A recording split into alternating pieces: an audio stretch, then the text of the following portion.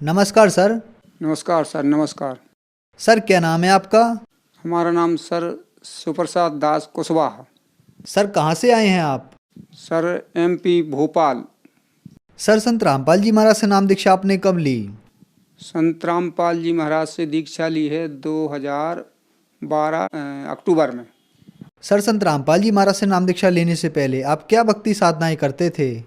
करते थे सर।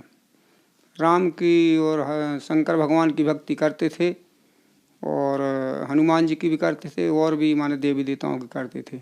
फिर गुरु मिले एक अयोध्या वाले, उनसे नाम लिया हमने राम नाम। उसके बाद में फिर हम गांव में ऐसी स्थिति बनी हमारी, हमने एक कुआं खुदवाया, उसमें हमारा बहुत सारा कर्ज हो गया, स्थिति गड़बड़ हो गई। तो हम वहाँ से मजदूरी करने के लिए भोपाल आ गए। भोपाल आए तो यहाँ मजदूरी करके हमने वहाँ का कर्ज हटाया। इसके बाद में हमें आसाराम जी का पता चला तो हमने आसाराम जी से नाम दीक्षा ली। तो उनसे भी हमने वही राम भक्त लिया, क्योंकि हम राम भक्त थे हम शुरू से ही। भक्ति करते करते 10-12 साल हो गई हमें, माने कुछ तक माने कोई समझ में नहीं आया। भक्ति करते रहे मगर स्थिति गड़बड़ होती रही, बीमारी हमारी बढ़ती रही। और उसके बाद में फिर हम उनसे मन हट गया तो फिर हम मधु परमहंस जी से जुड़ गए। 2 महीना मधु परमहंस जी से की भक्ति करी।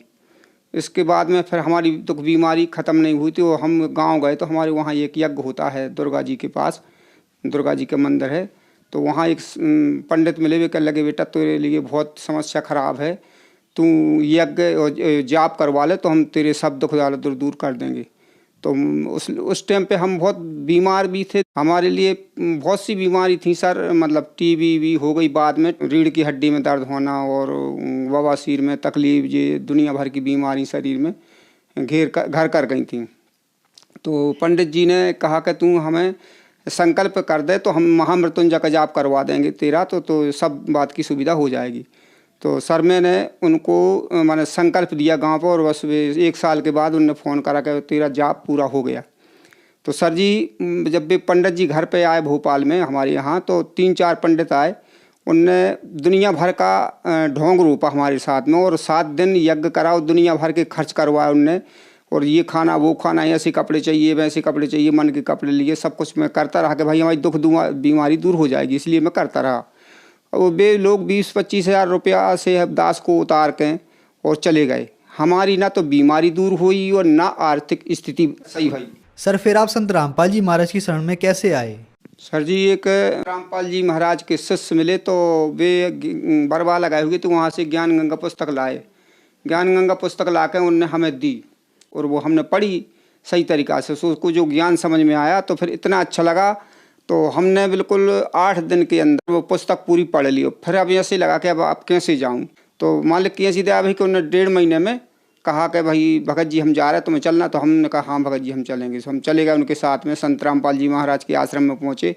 तो जब आश्रम के अंदर गए सर जी, तो हमें वहाँ ऐसे लगा जैसे हम बिल्कुल स्वर्ग में आ गए हों, बैकुंठ में आ गए हों, इतना अच्छा लगा, बहुत अच्छा हिसाब किताब वहाँ लगा। हमने कहा अब हमारे यहाँ सब माने दुख दूर हो जाएगा और हमारा अब सही उद्धार यहाँ होगा। तो फिर वहाँ पे हमने रामपाल जी महाराज से नामदान लिया। उसके बाद में फिर आशीर्वाद की लाइन में लग गए।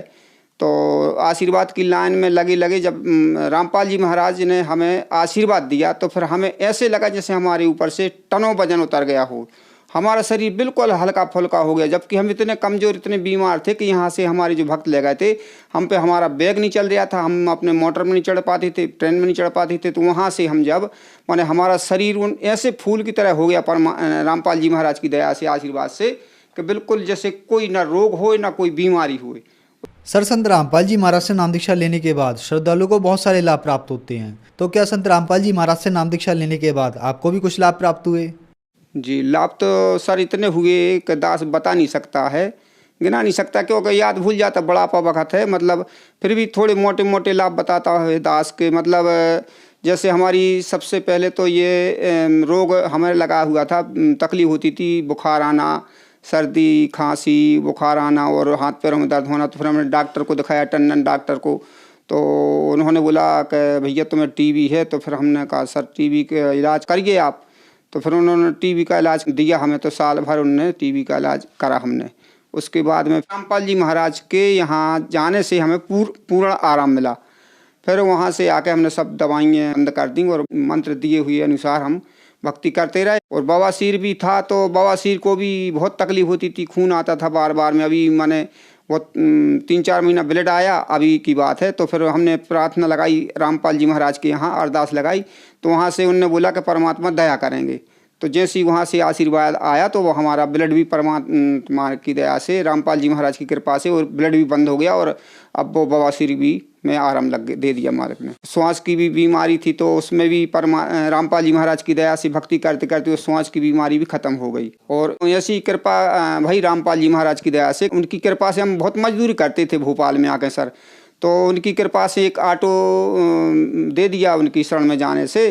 तो हमारा बच्चा चलाता था ऑटो, उस ऑटो से 2 बार एक्सीडेंट हुआ। एक बार हमारे भानेज भगत हैं, वो उनको हम ले गए थे बरवाला, तो वो बैठे थे कहीं जा रहे थे दूसरी जगह सामान लेके, और एक हमारा भाई का लड़का चला रहा था वो। तो मैं ऐसा एक्सीडेंट हुआ कि बस आगे बस में घला और पीछे से ट्रक लग गया।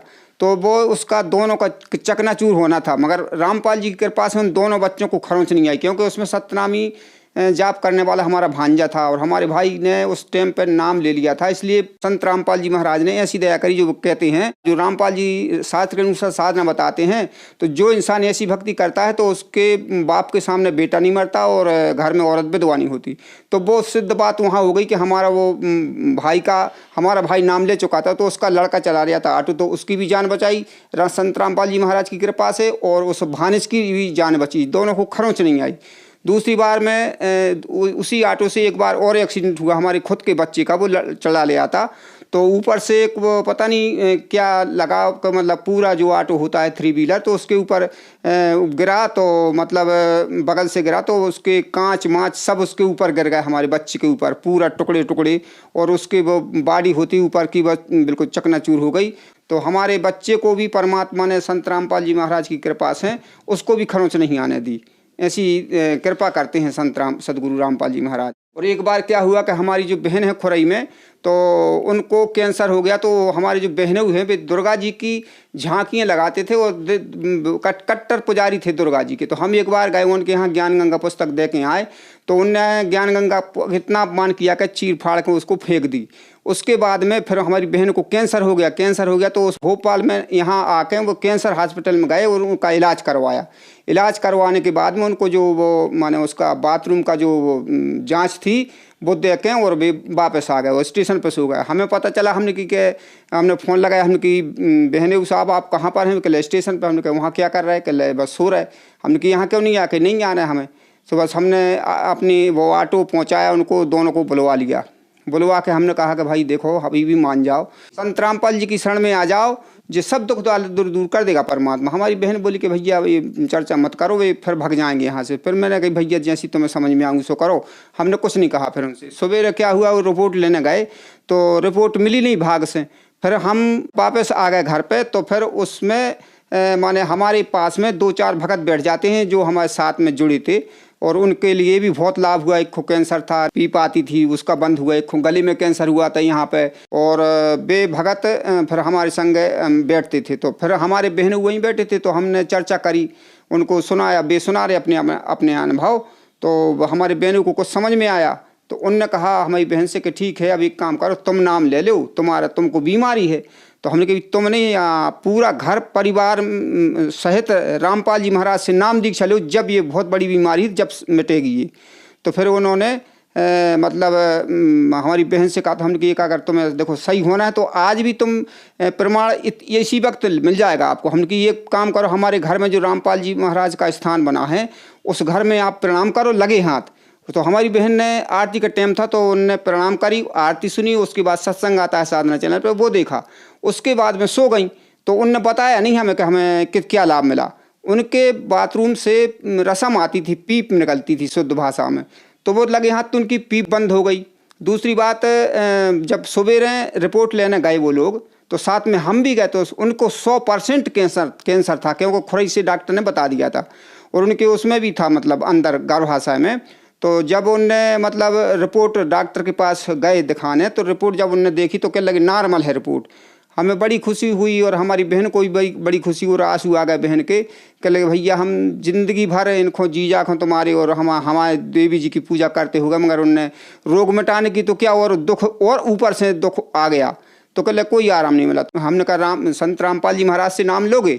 हाँ, कहले बिल्कुल लेंगे। तो फिर सागर में नामदान था रामपाल जी गुरु जी का, तो फिर हम उनके साथ में सागर लो आ गए उनको, और फिर उनने नाम लिया, दोनों पति पत्नी ने और उनके बच्चों ने।